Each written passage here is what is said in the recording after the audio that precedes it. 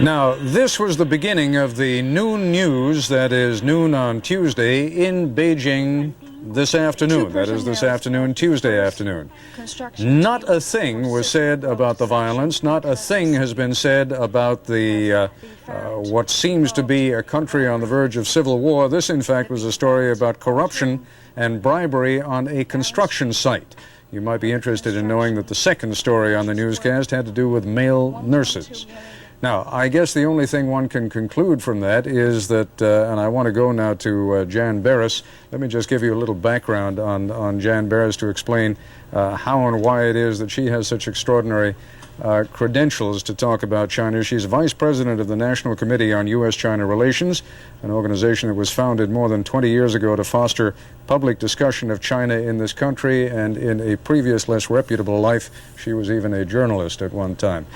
Jan, what do you make of it? How can they get away with that on China television, to be showing nothing, to be pretending that nothing is going on?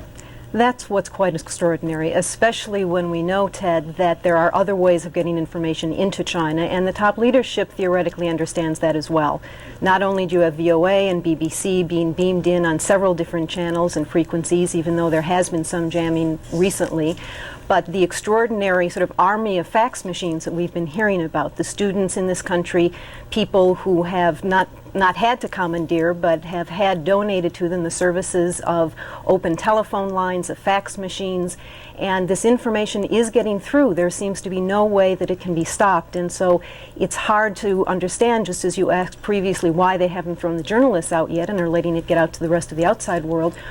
There's no way they can stop this information getting into the people. We've seen the effect that it has so far, and just this tremendous inspiration that there has been in the people of China themselves in terms of standing up for what they want and what they believe in. And I have no way of answering that question for you. Jan, it suggests, at least, going back to my question about why they're not kicking journalists out, it suggests that there is a certain chaos behind the scenes, a certain chaos still in the upper echelon of government. Yes, I think that has to be the case. None of us know yet what has happened. We don't know who's calling the shots.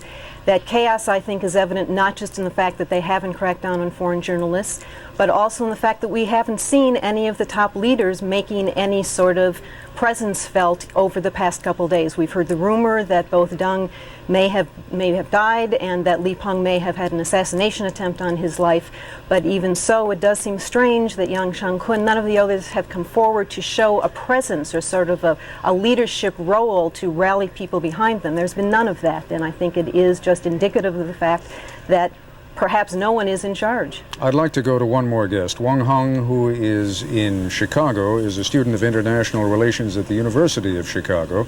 He is on leave from China's foreign ministry, has worked for the United Nations in Geneva, has served as an interpreter for Li Peng and other high Chinese officials.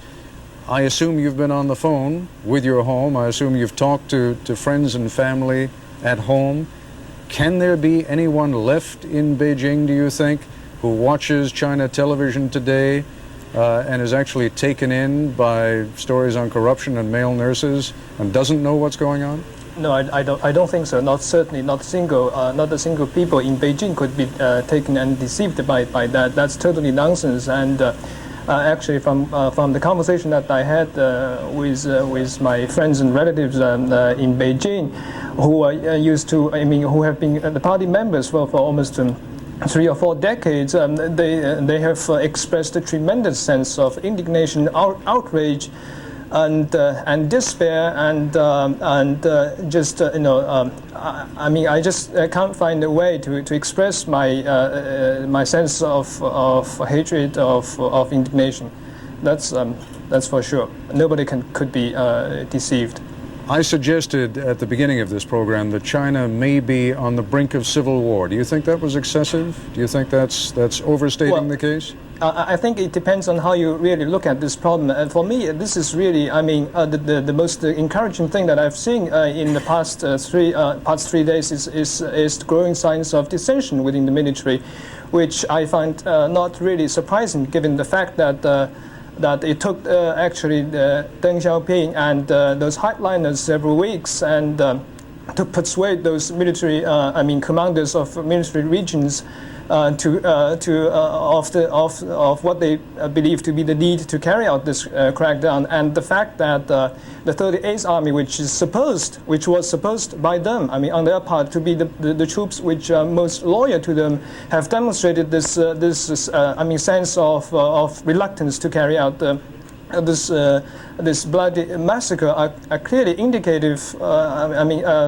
A clearly indicator of the fact that you might see a growing dissension both at the military top leadership and also the rank fires, and this is something which we should really encourage. And actually, I tried to yesterday with in a conversation with the reporter of Voice of America, try to urge and try to send a message to students and fellow countrymen back in China that probably the best way.